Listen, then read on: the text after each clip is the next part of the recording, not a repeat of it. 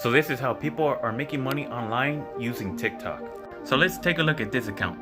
They make videos reviewing products that you can buy on Amazon. So here's their latest video. And it has 23,000 likes. Now if I click on the link in their bio, it brings me to a page where I can buy every product that they talk about in their videos. So here's the product from their most recent video. If I check out the price and I click on the button, it brings me to Amazon. And this is the price. Now since I clicked on their link, if I were to purchase that product, they would earn a commission. Now this is what's called affiliate marketing, where you're promoting somebody else's product online through your own specific link. This is the easiest way to start earning money online if you're a complete beginner, because you don't have to create your own products, you don't have to ship anything out, you don't have to deal with the refunds.